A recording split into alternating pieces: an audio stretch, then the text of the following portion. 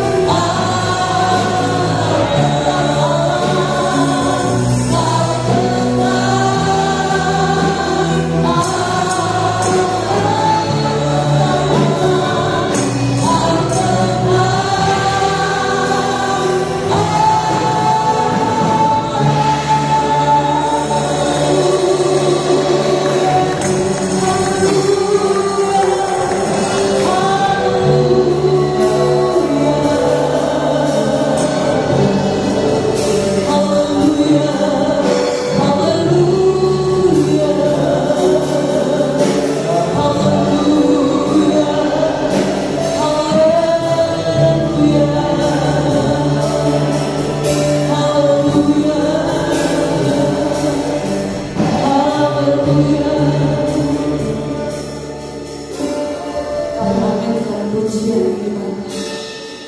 Walaupun dunia di sekeliling kami berubah, walaupun keadaan kami berubah, tetapi Engkau tetap Allah yang setia dalam hidup kami. Engkau tidak pernah berubah Tuhan. Kasih-Mu tidak pernah berubah.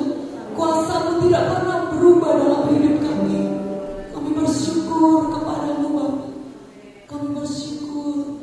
Kami ada pagi hari ini bukti kesetiaan-Mu dalam hidup kami. Terima kasih Bapa.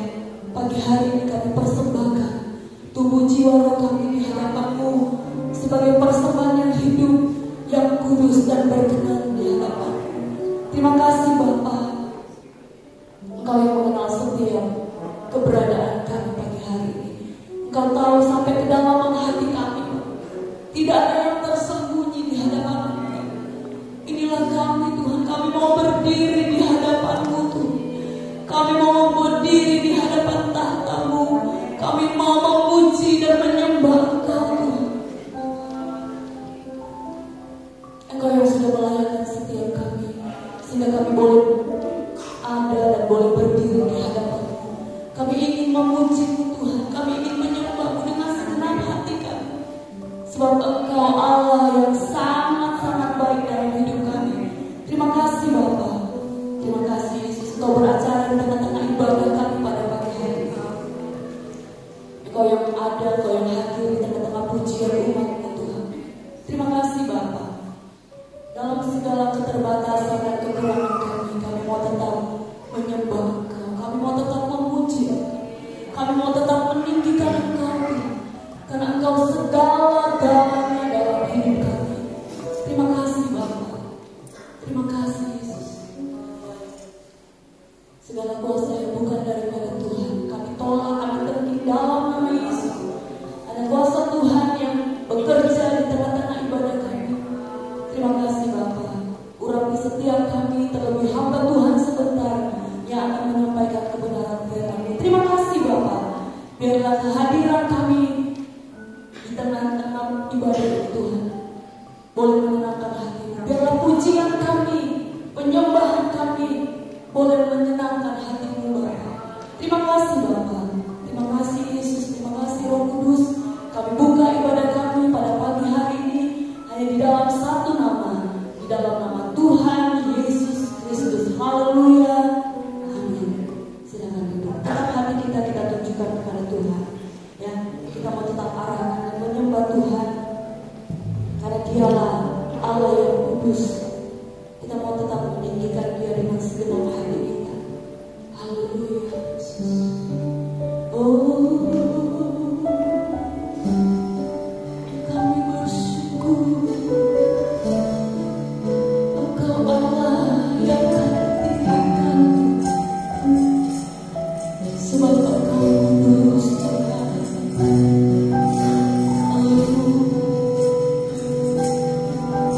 Haleluya.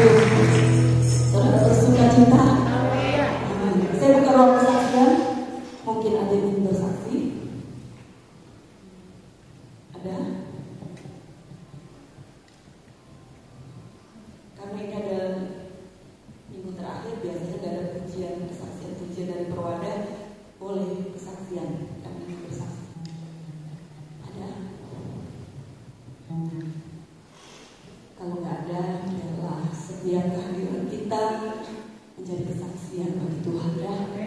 Kehidupan kita boleh menjadi kesaksian dimanapun kita berada. Kita mau memberikan persembahan bagi Tuhan. Nanti saya minta video masuk ke dalam doa. Mari kita berdoa. Segala puji dan hormat Tuhan kami bagi nama-Mu. Pada pagi hari ini kami sangat bersyukur buat kasih setia Tuhan dalam hidup kami, serta kami seluruh jemaat Tuhan.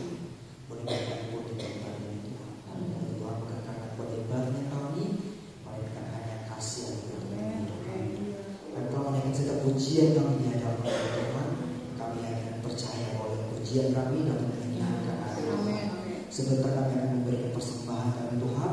Kiranya Engkau memberkati seluruh jemaat Tuhan, memberikan kemudahan Tuhan. Kiranya Tuhan memberkati setiap keluarga mereka, setiap usaha-usaha mereka. Dan kiranya setiap apa yang mereka beri, apa yang kami beri Tuhan, semua menghormatnya milik nama-Mu. Kami akan memberikan yang terbaik dalam nama Tuhan Yesus Kristus. Haleluya, haleluya, amin. Amin. Kita akan memberikan persembahan sambil menaikkan pujian langit dan bumi. Pujian Tuhan.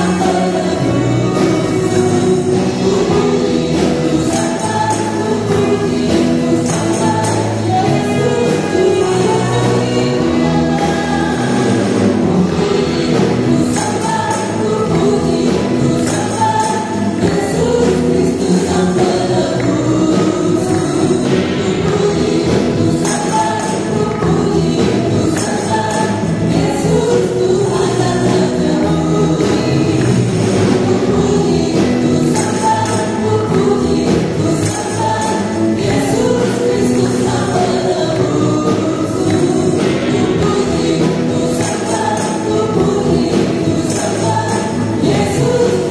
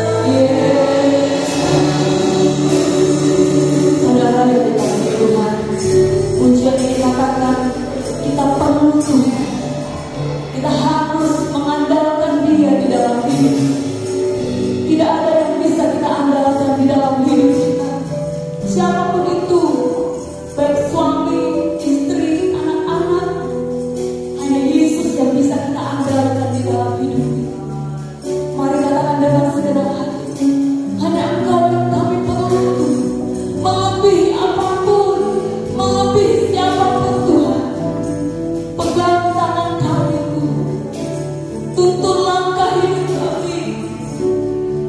Oh haleluya. Mari undang kita bangkit berdiri.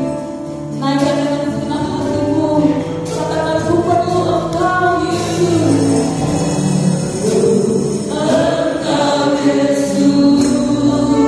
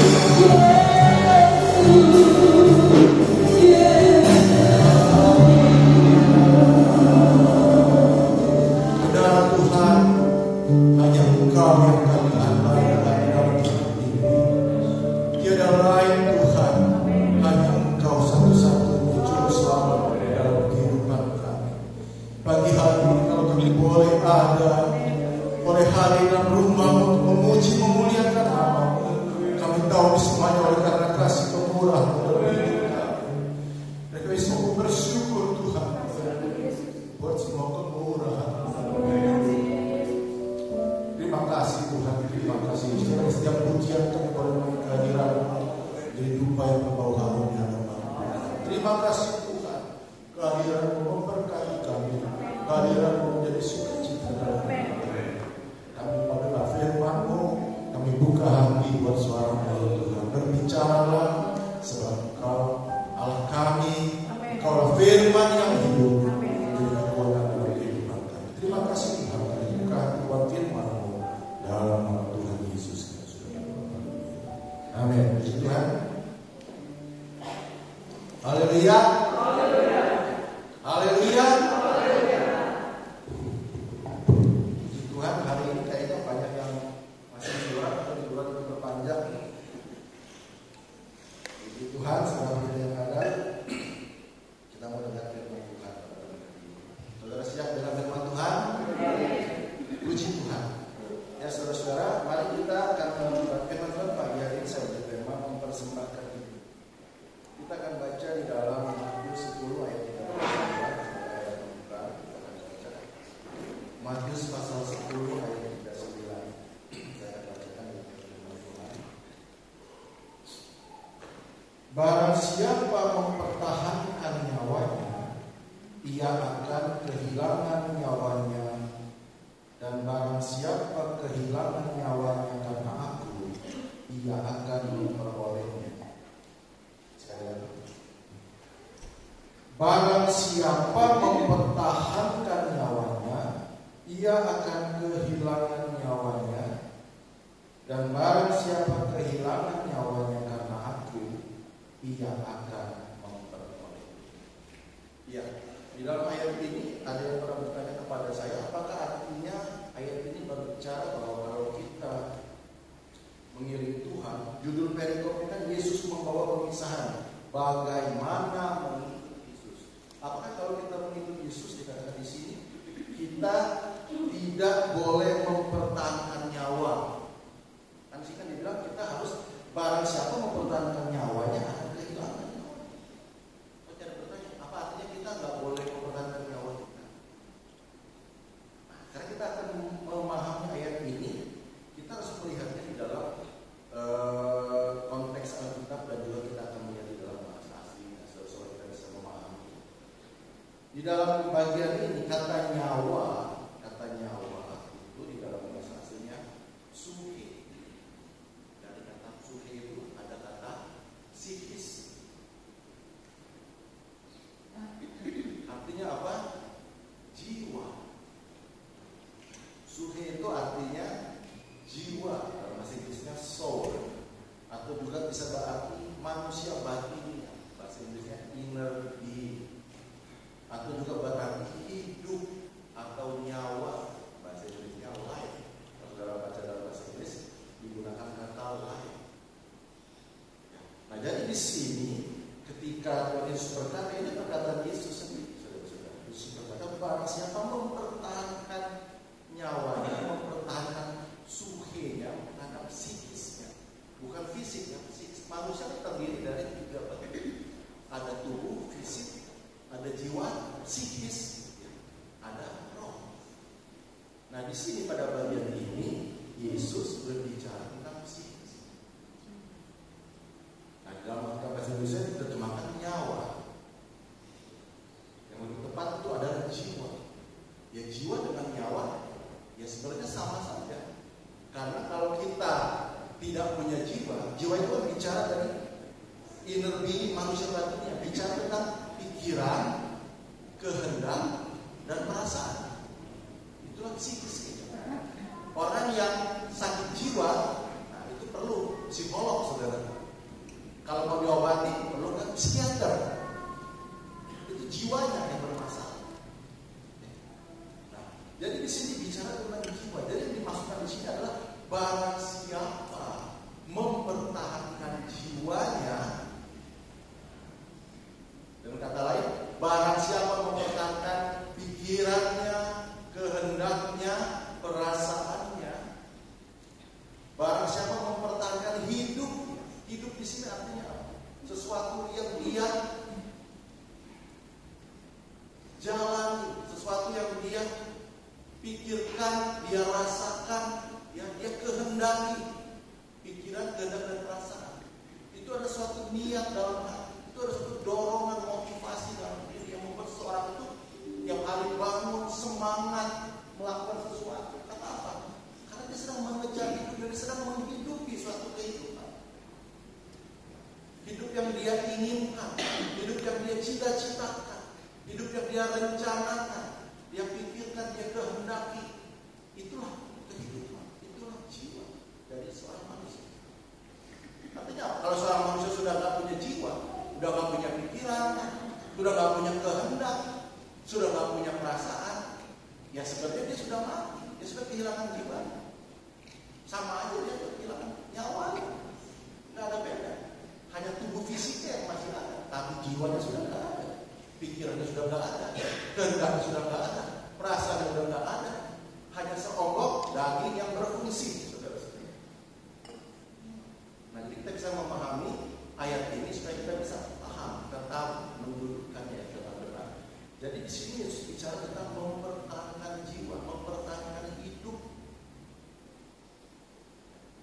Hidup tadi saya sudah terjemahkannya itu. Apa yang dijalani seorang setiap hari, yang dihidupi oleh orang setiap hari. Ada yang bilang ya, life begins at 40, katanya. Hidup mulai pada umur 40. Artinya kalau umur 40 belum hidup, baru belajar hidup. Saudara belajar hidup mulai dari sekolah, setelah lulus sekolah SD, SMP, SMA, saudara kuliah, saudara kerja, belajar kerja, saudara ini. Tadi orang bilang hidup itu baru mulai dari 40, artinya orang belum mulai memiliki hidup yang sesuai itu pada umur 40. Nah, orang bilang juga istilahnya mapan, sudah memiliki, sudah settle, sudah memiliki suatu kehidupan. Ada yang jadi karyawan, ada yang jadi guru, ada yang jadi pengusaha, ada yang jadi pejabat, ada yang jadi artis, macam-macam. Jadi dikatakan orang mulai memiliki hidup pada umur 40. Orang filosofi barat, saudara-saudara. Life begins at 40. Hidup mulai pada umur 40. Nah, jadi kita bisa melihat di sini memahami arti kata suhe itu hidup itu, jiwa itu seperti itu. Maksudnya apa yang menjadi faktor penggerak seseorang untuk menjalani hari-hari, itulah hidup seseorang, itulah jiwa seseorang.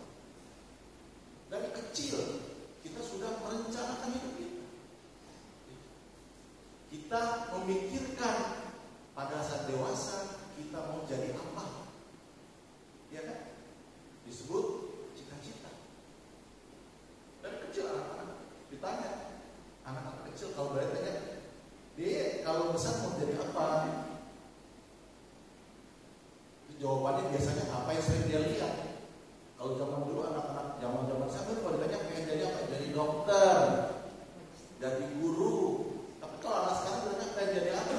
Mungkin aja dia bisa bilang pengen jadi Iron Man, saudara-saudara. Karena biar dia lihat, biar dia paham. Ya. Mungkin ada yang bertanya mau jadi Satria Baja Hitam mungkin, saudara-saudara. Nah, jadi kita melihat di sini bahwa hidup itu sangat menentukan bagi seorang. Psikis itu sangat menentukan bagi seorang. Jiwa itu sangat menentukan bagi seorang. Sangat penting artinya bagi seseorang.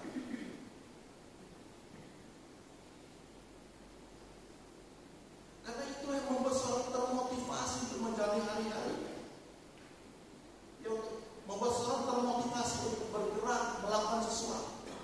Anak-anak belajar sekolah, pagi-pagi bangun berangkat ke sekolah. Bertahun-tahun sekolah, setelah itu belajar bekerja. Bertahun-tahun belajar bekerja sampai dia memiliki suatu kehidupan yang dia rasakan.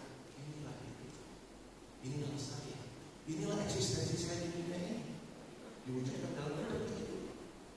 Nah, ini ayat ini bicara tentang itu.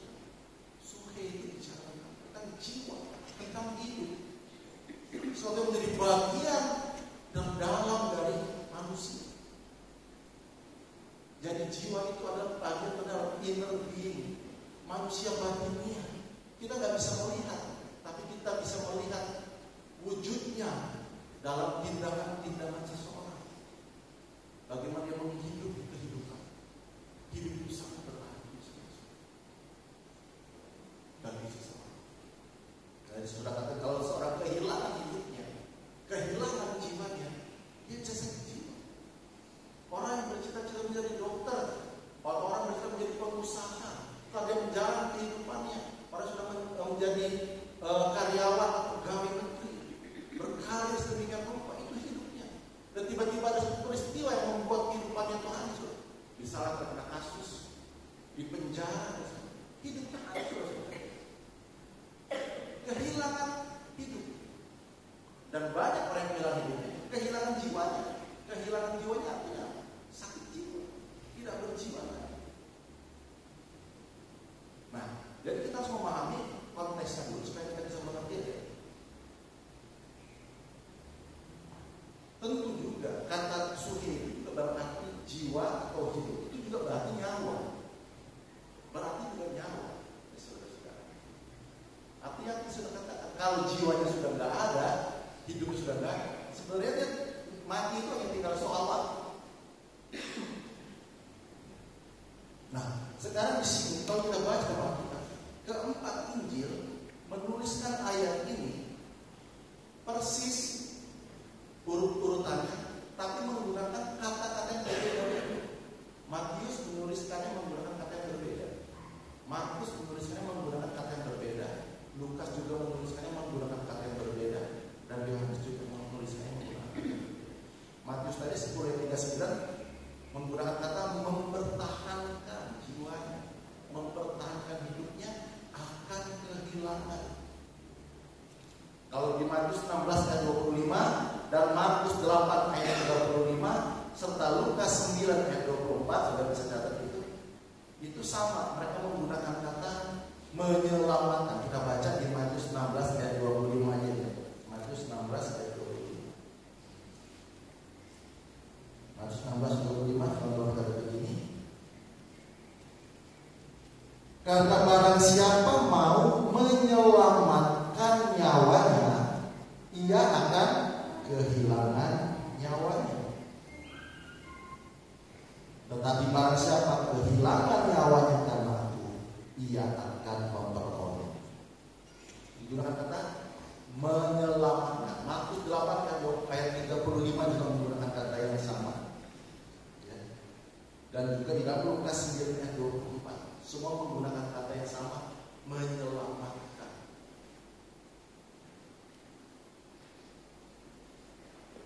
Barang siapa yang berusaha menyelamatkan hidupnya, jiwanya,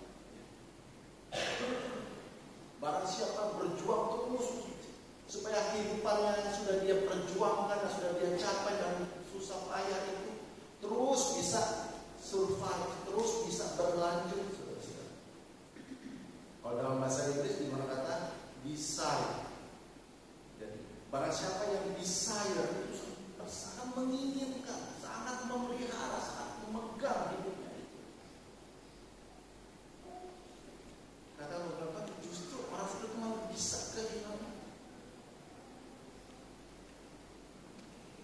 Tapi barang siapa yang kehilangan hidupnya karena aku, dia yang menyelamatkan, dia yang akan memperolehnya, dia akan mempertahankannya dengan sesungguhnya. Kemudian di dalam Lukas 17 ayat 33 itu digunakan kata memelihara. Lukas 17 ayat 33 berkata, barang siapa berusaha memelihara nyawanya. Jadi kata nyawa yang saya baca di sini semua menggunakan kata yang sama. Suci tadi saudara-saudara, akan kehilangan nyawanya. Barang siapa kehilangan nyawanya, ia akan menyelamatkan. Nah, kita melihat di sini manusia itu sedemikian rupa, saudara-saudara, berusaha dipelihara, di-maintain hidupnya itu sedemikian rupa supaya tetap bisa berlanjut. Kenapa? Karena sesungguhnya hidup manusia itulah ada zona nyamannya. Disitulah manusia itu merasa nyaman. This is my life. Inilah hidupku. Ini hidup saya seperti ini. Inilah yang dulu saya kita sekarang sejak kecil. Inilah idam-idamkan. Inilah yang saya capai dengan usaha payah. Inilah yang harus saya pertahankan. Inilah yang harus saya jaga. Inilah yang harus saya perjuangkan supaya saya bisa terus berlanjut hidup seperti ini. Karena inilah bisnis saya. Aku akan pertahankan, aku akan perjuangkan, aku akan pelihara hidup. Karena disinilah aku nyaman, disinilah aku merasa, disinilah eksistensi di dunia ini. Kemudian Yohanes 12 ayat 25. Saya cepat saja bisa baca. Yohanes 12 25 dia gunakan kata barang siapa mencintai Phileo dalam bahasa Indonesia. Ia justru anak beriman. Tentu kita mencintai hidup kita. Ini hidup. Inilah profesi. Inilah eksistensi. Inilah keberadaan.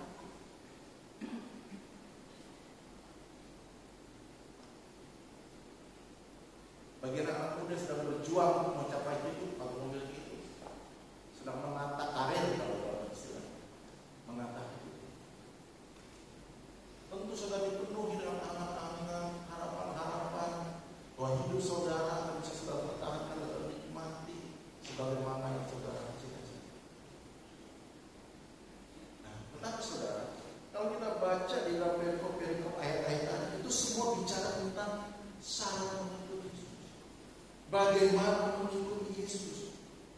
Ya saudara, itu adalah sesuatu yang Tuhan minta. Kalau kita mau menjadi pengikut Kristus yang sejati, menjadi pengikut Yesus yang sejati, kita harus memperhatikan apa yang Tuhan berkata. Kita tidak bisa mempertahankan hidup. Kita tidak bisa memelihara, mempertahankan, menyelamatkan hidup.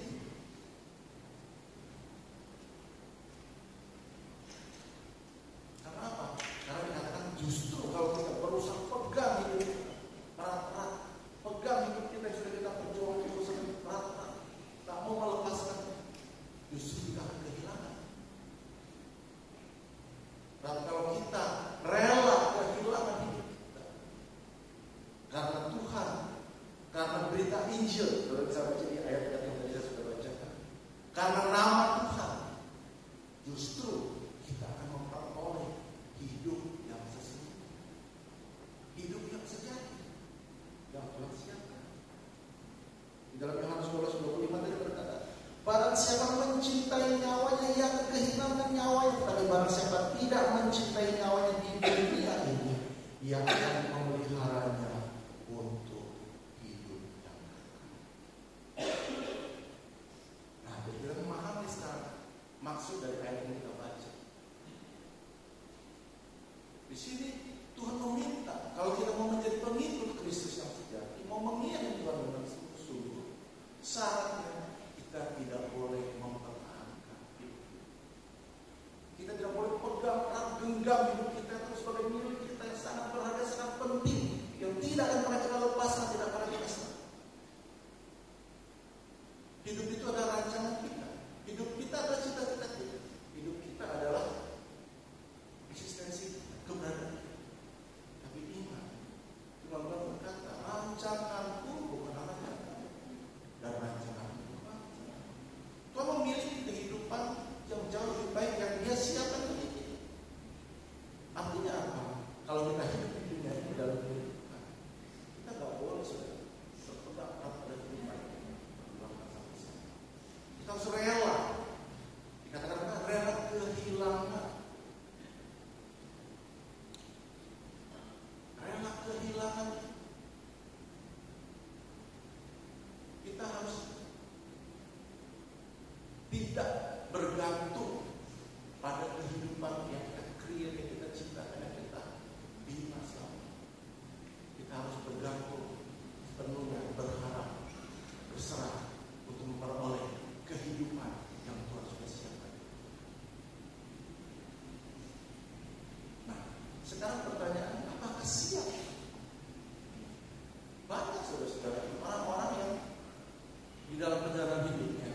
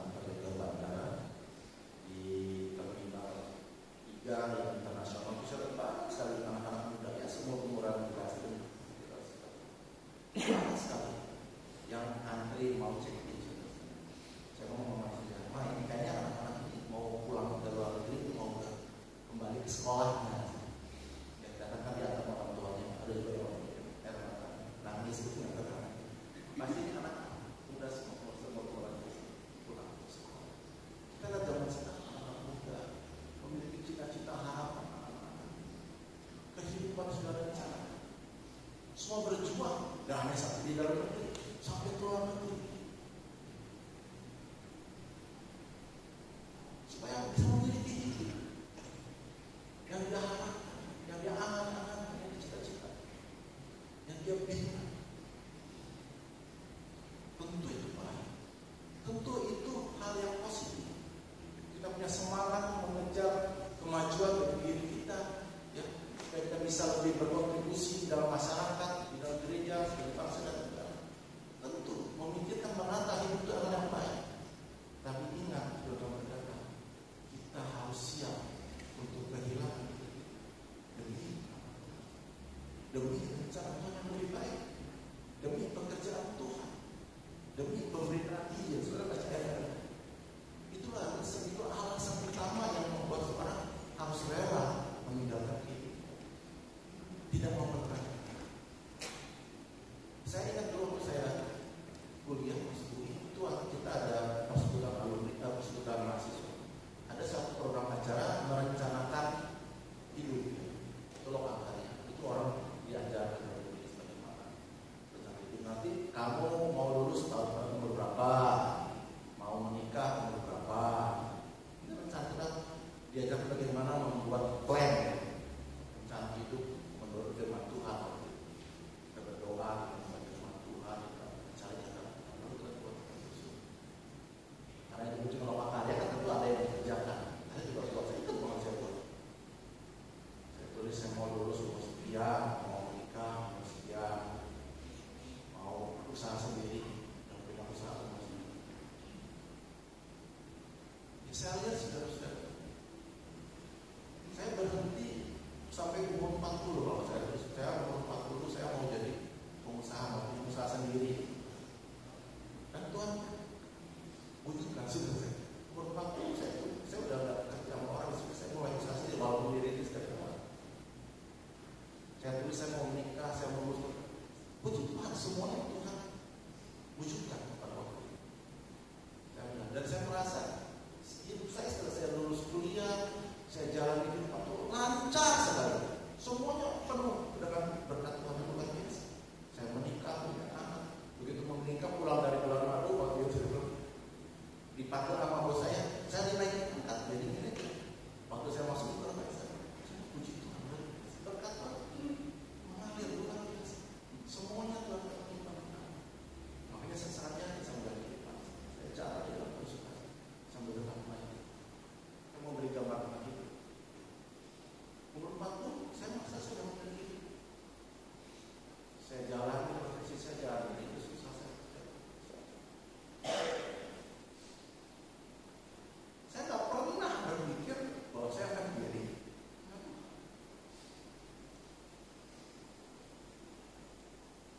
Nggak pikiran orang dulu waktu saya sekolah itu,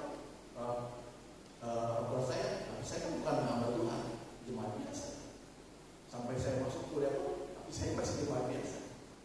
Saya sudah semester 4 kalau nggak salah, tahun 1990 baru. Saya masuk sekolah juga dijanji ke pindah-pindah. Jadi saya nggak pernah merasa saya anak pendeta, dan saya nggak merasa bahwa saya nanti akan jadi pendeta, jadi hamba Tuhan. Karena nggak ada jalur, sekarang nggak ada jalur. Dan saya nggak ada cita-cita.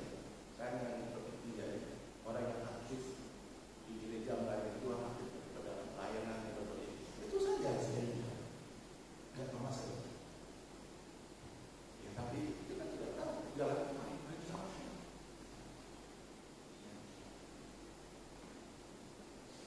Waktu saya masuk sekolah kita, saya pikir kita cuma melayani, ternyata benar-benar persidangan. Akhirnya saya jadi anak pendeta juga, jadi anak gembala. Tapi saya tetap berpikir, nggak apa-apa, saya nggak usah jadi gembala, kan nggak harus orang punya gembala, dia anaknya jadi pendeta. Nggak harus ya. Karena saya tetap pada rencana saya, pada hidup saya. Saya sudah memiliki rencana untuk hidup saya. Dan hidup saya itu harus saya pertahankan, harus saya perjuangkan, harus saya usahakan. Itu tidak ada masalah saya jalan. Baik-baik aja, semua berjalan terus.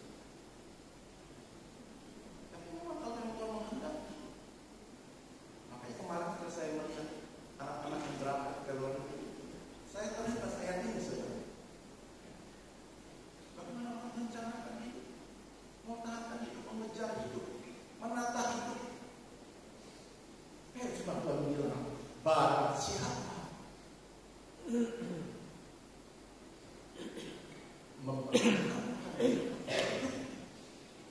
justru sekali lagi kita tidak boleh menyerah, tapi ingat kita tidak boleh mempertahankan. Kita harus rela menyerahkan. Kalau Tuhan menghendaki, kalau kita dia mengakui, bukan berarti kita mengakui. Ya ambil hidup kita, sesuatu yang berharga begitu. Ambisi kita, cita-cita kita, harapan, kehendak kita, pikiran, rencana. Kita harus sih. Nah kalau kita berusaha mempertahankannya,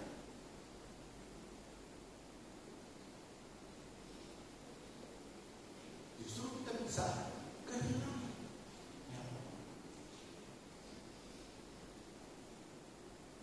Itu yang saya alami juga. Saya nggak pernah berpikir, saya nggak pernah ada. Saya belajar teologi juga nggak dari gimana. Karena saya suka aja waktu itu kan lagi COVID di rumah. Ngapain ya kita belajar? Saya suka belajar banyak. Saya belajar nggak cuma di Filipina, saya belajar sampai ke Israel sekarang belajar online. Saya suka belajar. Saya belajar sampai ke Israel Bible Center. Saya punya member sampai sekarang. Saya bisa akses ke sana setiap waktu saya bisa. Masuk bahasa yang lama saya belajar. Tapi saya nggak mau dari itu. Nggak pernah kepikiran. Ya tapi kita menginginkan kita tidak mempertahankan hidup kita. Kalau kita mempertahankan, justru kita bisa kehilangan apa, saudara? Ya saudara tahu apa yang saya maksud? Bagaimana dokter dalam hidup saya? Nggak pernah ada cerita, saya sakit jantung, saya nggak pernah tahu tiba-tiba harus mengalami bebas dalam waktu yang sangat singkat. Semua orang kaget, semua orang terkejut, semua orang kok bisa saya setiap hari menjaga kesehatan olahraga, merasa badan nggak pernah sakit. Sampai dulu waktu saya kerja di kantor itu bilang kita rugi membayar tahunan asuransi karena nggak pernah dipakai, klaim. Kamu ditanya, Pak boleh nggak klaimnya kita pakai karena yang lain yang udah over. Hampir nggak pernah sakit, dan cuma paling pilot baru. Berarti besar langsung seperti itu. Itulah kebenaran Tuhan. Dan bukan cuma saya, banyak teman-teman waktu saya masuk sekolah itu saya baru tahu ada banyak orang. Karena kebetulan tempat saya sekolah perusahaan Jakarta itu kebanyakan sudah orang-orang bermutu yang masuk sebenarnya, bukan tua, udah 40-50 ke atas. Nah, dulu yang udah bukan ideal yang cuma berdua dia, dan yang lain sudah rata-rata minimal udah 40 ke atas. Makanya saya bisa melihat bagaimana orang-orang ini Tuhan bentuk dirinya sehingga dia berkata rela untuk tidak mempertahankan. Nah ini suatu hal yang membuat kita berpikir. Ketika datang dalam hidup kita badai, dalam hidup ada krisis, ada masalah, ada persoalan, ada hal-hal yang disebutkan life changing moment, momen-momen yang mengubah hidup. Itulah saat kita baru berpikir, Tuhan ingin saya tidak mempertahankan hidup saya.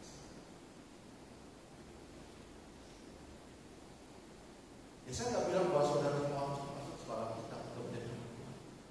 Tapi ada banyak hal yang lebih praktis mungkin kita harus juga tidak mempertahankan ego kita, tidak mempertahankan jiwa dan hidup, artinya tidak mempertahankan niat yang kita maunya kita, kehendak kita sendiri.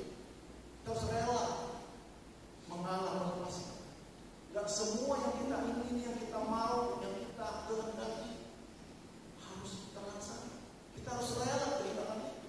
Demi apa? Demi Tuhan, demi pekerjaan Tuhan, demi panggilan Tuhan, demi bersaksi. Kita harus rela kehilangan jiwa kita, kehilangan pikiran kita, kehendak rasa hatinya apa? Pikiran kita tidak selamanya harus kita ikuti, harus terpenuhi. Kemauan kita tidak selama terpenuhi. Kehendak kita tidak selama itu. Terus belajar mengikuti kemauan Tuhan. Terus belajar mengikuti kehendak. Itulah kita tidak mempertahankan hidup kita. Tidak mempertahankan jiwa kita. Tidak boleh kita dalam hidup ini segala percaya. Kekeh. Maunya. Keinginannya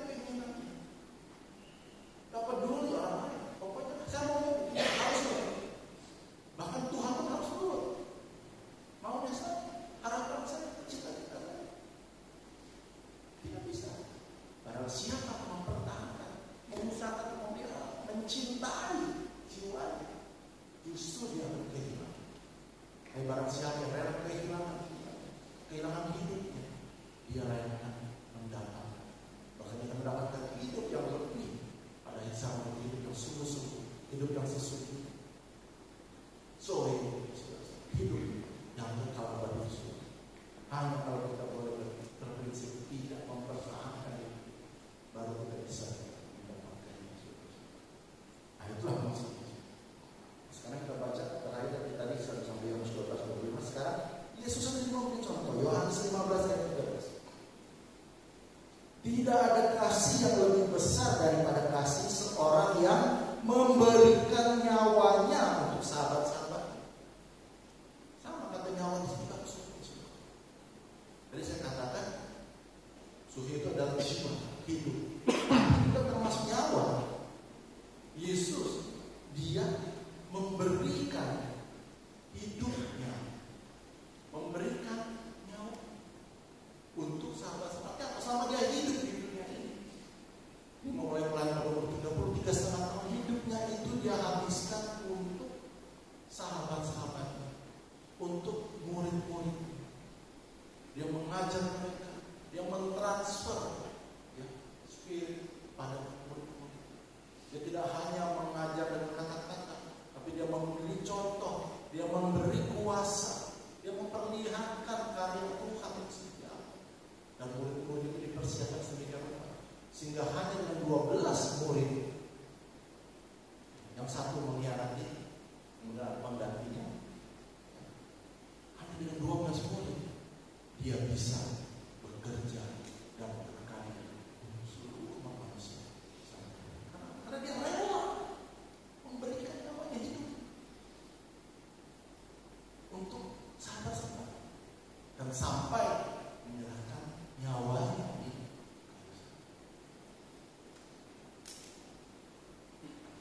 Inilah suatu contoh, suatu gambaran bagaimana kita harus rela tidak mempertahankan. Jadi saya katakan suhi itu adalah jiwa, bicara tentang pikiran, kehendak dan perasaan. Jadi kita rela tidak mempertahankan pikiran kita, perasaan kita, kehendak kita oleh sama seperti Yesus yang tidak mempertahankan hidup, tidak mempertahankan pikirannya, kehendaknya, kemauannya. Dalam doanya dia namanya sebenarnya berkata, ya Bapa, jikalau boleh, lakukanlah cawan ini, tetapi bukan kehendakku, melainkan itulah orang yang rela kehilangan nyawa, kehilangan hidup demi rencana Tuhan tentang saya. Bicara hidup atau jiwa bisa tentang pikiran dan perasaan. Apa yang kita harus belajar kepada Yesus, bagaimana dia menaklukkan pikiran dan perasaan. Itu ayat 5 berkata, hendaklah kamu dalam hidup bersama menaruh pikiran dan perasaan. Ini hidup.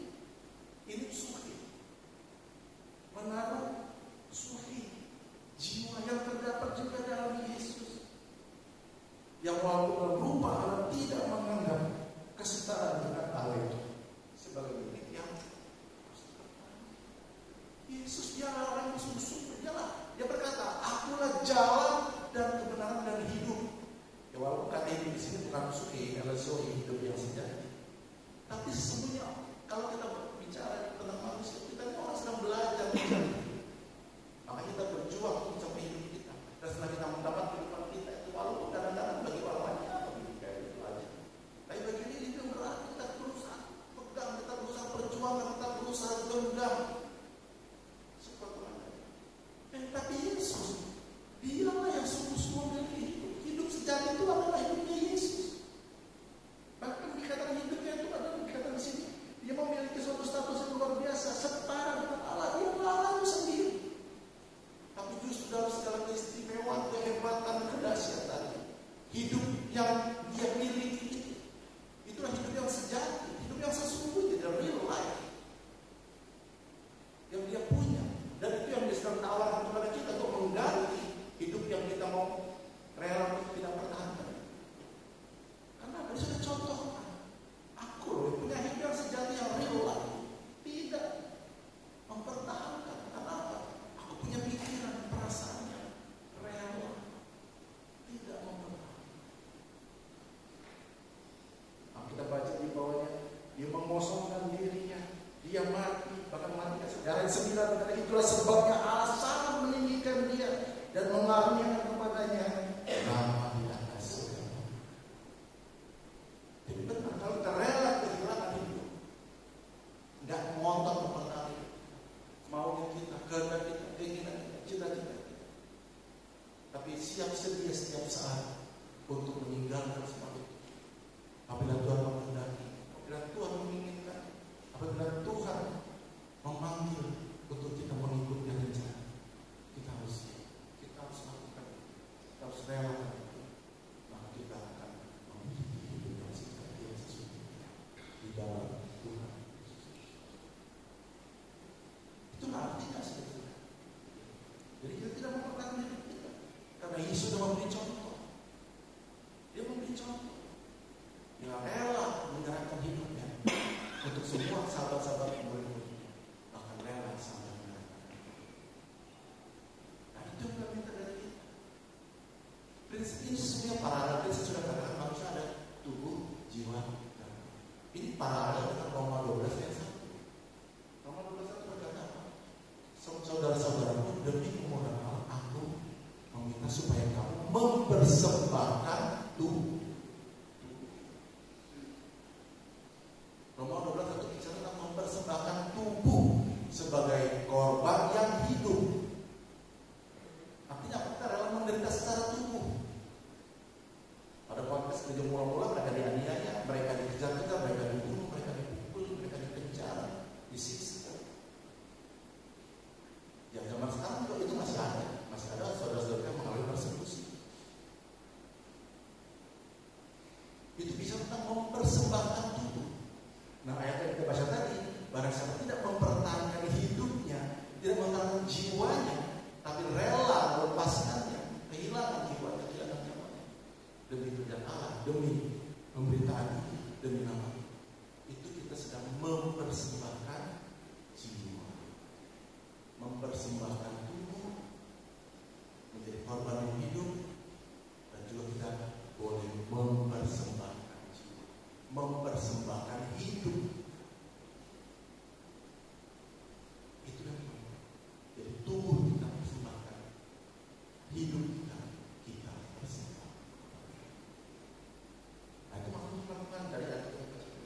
Setelah itu kita baru bisa berkata seperti Paulus dalam Galatia 2:20. Namun aku hidup, tetapi bukan lagi aku sendiri yang hidup, melainkan Kristus yang hidup. Kita relakan Yesus yang take over hidup kita. Kita relakan Yesus yang kendalikan hidup kita. Tidak pertahankan hidup kita. Sama seperti saudara mengendarai mobil, saudara yang setia mobil itu. Tapi ketika saudara serahkan kepada orang lain, pada Yesus, dia akan ambil alih, dia akan memudikan hidup, dia akan kendalikan hidup. Pertanyaannya, saudara siap gak hidup saudara diambil oleh Tuhan? Bukan pada saudara mati, saudara. Tapi apa saudara cita-citakan, apa saudara rencanakan, apa saudara bina selama ini? Rela gak itu Tuhan ambil dan Tuhan taruh hidup yang lain yang Tuhan mau untuk saudara jalani? Itu pertanyaan besar. Kalau kita sudah siap untuk itu, berarti kita sudah mempersembahkan hidup kita. Puji Tuhan. Mari kita memperoleh firman Tuhan pada pagi hari ini. Mari kita akan seperti dia. Mari mengisi hidupku sekarang ku persembahkan di hadapan Yesus.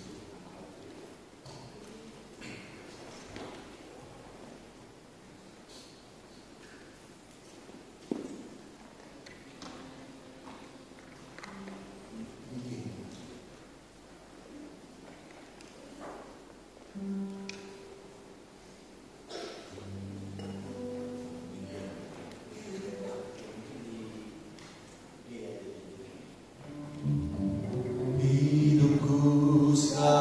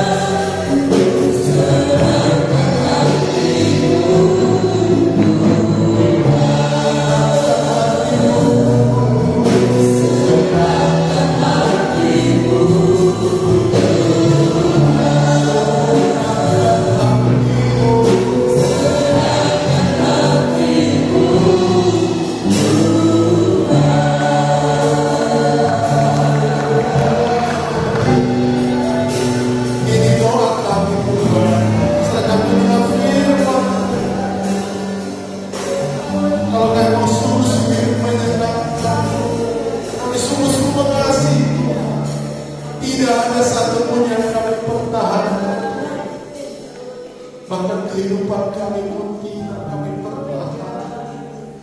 Semuanya kami persembahkan hormat kemuliaan nama-Mu. Semua kami serahkan di bawah kaki-Mu Tuhan.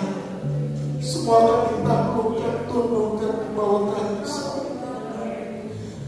Luaskan Kau bekerja dalam hidup kami. Apa yang Kau mau dalam hidup kami, Tuhan, kerjakanlah Tuhan. Kami orang-orang yang sudah ditebus, sesungguhnya kami adalah milik Kepunyaan. Bahkan hidup kami sendiri bukanlah milik kami lagi, tapi hidup kami adalah milik Tuhan. Biarlah kami boleh sungguh-sungguh menyadari di sini dalam kehidupan kami tidak ada satu pun Tuhan, tidak ada satu yang dapat memisahkan kami dari Tuhan. Maka kehidupan kami tidak menjadi penghalang untuk kami boleh hidup sesuai dengan rencana Tuhan.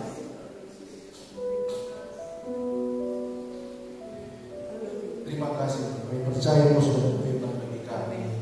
Jelaskan terus firman-Mu dalam kehidupan kami, supaya kami boleh semakin hari semakin hidup menyenangkan. Terima kasih Tuhan, kami bisa hidup dalam mengucap syukur dalam nama Tuhan Yesus kami sudah berdoa.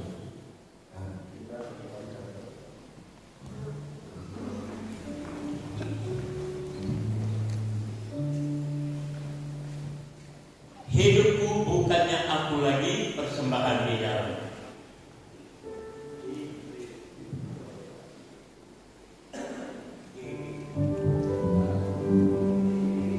Hidupku bukannya aku lagi, hanya Yesus dalamku.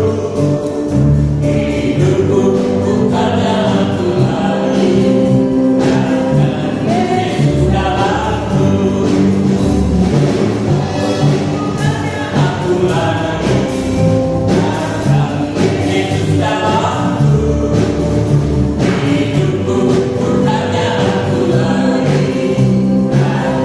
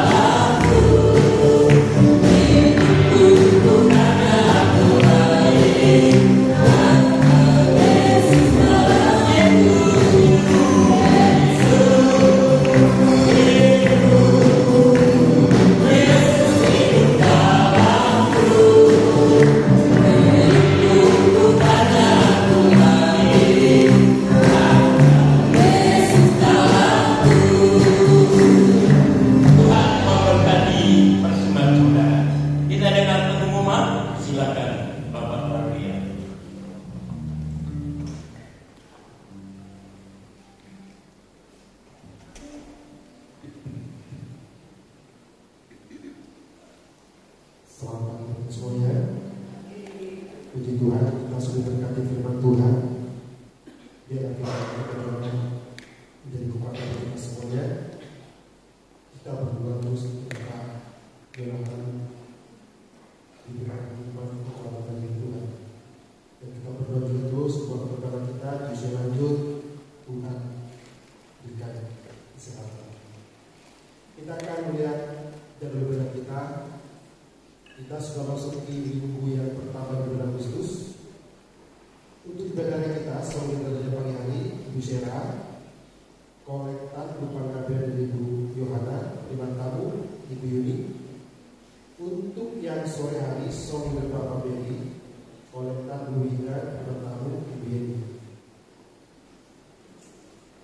Untuk ibadah hari Selasa wanita, tanggal 29 Juli, Song Indrobiansi firman Tuhan Ibu Pendeta Lydia yang diadakan di Padang di Gunung Mas Puncak untuk rangka untuk GPI HUT wanita yang ke-32 dan kumpul di gereja hari Selasa jam 7 pagi. Untuk ibadah kaum pria hari Sabtu karena minggu yang terakhir hari Sabtu diadakan acara doa dan olahraga jam 7 kumpul di gereja Konator dan Bapak Ibu. Yang berikutnya adalah yang dalam tahun ini kami ucapkan selamat tahun untuk Yetra Robertus tanggal 22 Juli, Saudara Jasper tanggal 26 Juli dan Ibu Tiur pada tanggal 27 Juli. Kami ucapkan selamat tahun dan juga mungkin ada jemaat yang berulang tahun ini dan kepada jemaat kami juga ucapkan selamat tahun. Yang berikutnya adalah dalam rangka ulang tahun GPI yang ke-35 kita masih butuhkan dana karena kita butuhkan dana sekitar 12 juta dan kita bagi Bapak Ibu semua yang ingin menyumbangkan dana dapat dikumpulkan melalui kotak persembahan. Terima kasih kepada kita semua. Minggu depan, minggu pertama di bulan Agustus, ada perjamuan kudus. Harap jemaat hadir. Ingat, ada perjamuan kudus.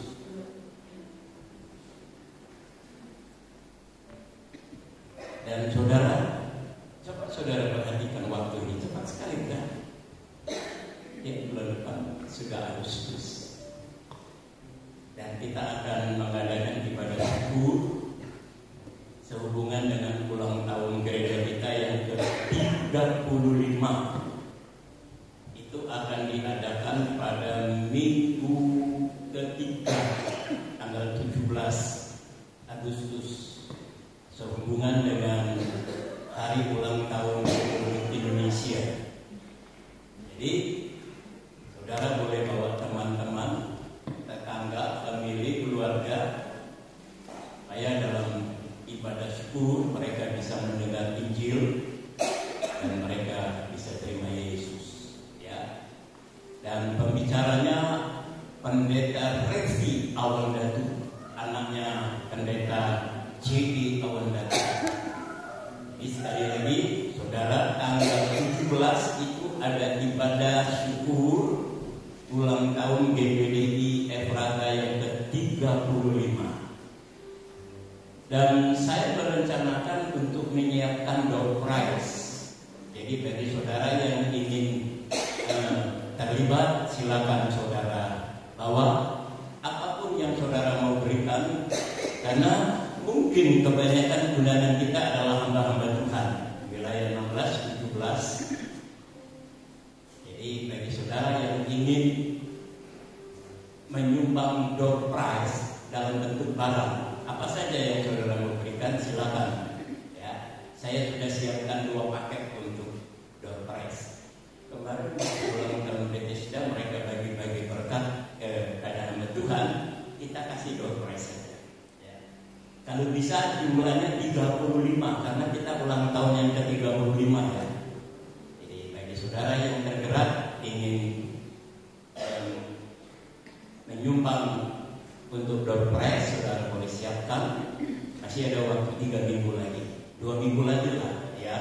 minggu ketiga kita sudah adakan acara ulang tahun. Tuhan memberkati. Mari kita bangkit berdiri.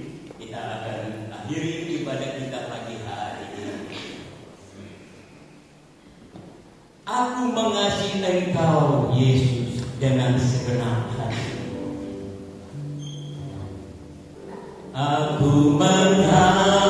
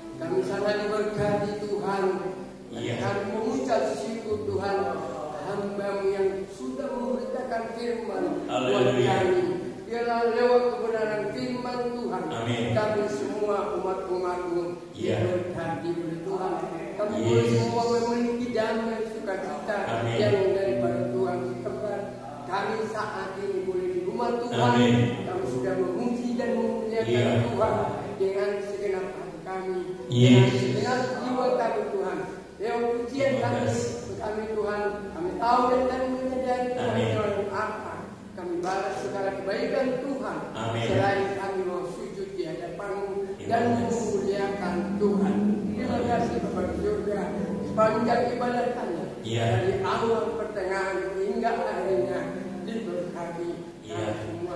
Terima kasih Tuhan. Terima kasih. Semua hamba-hamba yang terlibat melayani pagi hari ini berkati Tuhan. Hamba Kau Jonathan sebagai wakil umat biar senantiasa semakin diberkati dari kesehatan hikmat daripada Tuhan. Amin. Hingga banyak jiwa-jiwa dimenangkan di keluarga dan anak-anak. Terima kasih. Kami juga Tuhan berdoa untuk hamba. Haleluya. Hamba Opa Leo yang senantiasa Kau selalu menjaga, Terima memelihara, kasih. memberikan kekuatan lipat daripada Tuhan. Amin. Dan agar kami semua umat-umat-Mu Amin. boleh diberkati oleh Tuhan. Terima kasih. Besar kami akan tinggalkan tempat ini Tuhan. Iya. Biar senantiasa Engkau memberkati kami sepanjang jalan kami menuju rumah kami masing-masing dan tidak ada kekurangan suatu apapun. Kami juga berdoa Tuhan buat saudara-saudara kami Iya. yang tidak dapat hadir pada saat ini. Iya. Dimanapun mereka berada, kami percaya Amin. di hari-hari yang akan besok boleh kami sama-sama untuk kami menikmati baik-Mu, menikmati firman. Terima kasih Tuhan, terima kasih ya Bapak. Inilah yang menjadi doa kami pagi hari. Syukurkan kami alaskan di dalam nama Tuhan Yesus. Haleluya. Bapak, sebelum kami meninggalkan rumah-Mu, kembali ke tempat kami masing-masing, kami mau satukan hati kami mendoakan saudara-saudara kami yang berulang tahun. Saudara Fernando Petrus Sirimuringu, cucu hamba Jesper Timothy, Ibu Tiur Marlina, yang masing-masing Tuhan sudah tambahkan usia 1 tahun lagi. Ini adalah berkat Tuhan yang patut kami syukur. Doa kami Tuhan, tambahkan kesetiaan, ketaatan, takut akan Tuhan, karena di tangan kanan umur panjang, di tangan kiri berkat yang berlimpah. Jemaat Tuhan yang sudah hadir pagi hari ini, Tuhan memberkati. Berkati usaha mereka, pekerjaan mereka, rumah tangga mereka, pelayanan mereka, terutama kesehatan mereka Tuhan. Dengan tubuh yang sehat, kami boleh mempermuliakan nama-Mu. Umat Tuhan yang sudah melakukan firman-Mu diberkati oleh Tuhan sesuai dengan firman-Mu. Kami berdoa buat acara ulang tahun GPD Prata yang ke-35. Apa yang kami persiapkan, kami serahkan ke dalam tangan Tuhan. Karena kami percaya lewat ulang tahun yang ke-35 ini, nama Tuhan dipermuliakan. Terima kasih Bapak, sertai umat-Mu kembali ke rumah mereka masing-masing. Seluruh pelayan Tuhan yang terlibat pagi hari ini diberkati oleh Tuhan. Terpujilah nama-Mu sampai selama-lamanya. Kami akhiri ibadah, kami terima berkat Allah. Sebab itu saudaraku yang dikasih oleh Tuhan, pulanglah ke rumah saudara masing-masing, bawalah berkat dari Allah Bapa, cinta kasih di dalam anaknya yang tunggal Yesus Kristus, serta persekutuan Allah Roh Kudus menyertai kita mulai saat pagi hari ini sampai Maranatha, Yesus datang yang kedua kali. Dalam nama Tuhan Yesus Kristus kami tamatkan ibadah, kami terima berkat Allah. Yang percaya katakan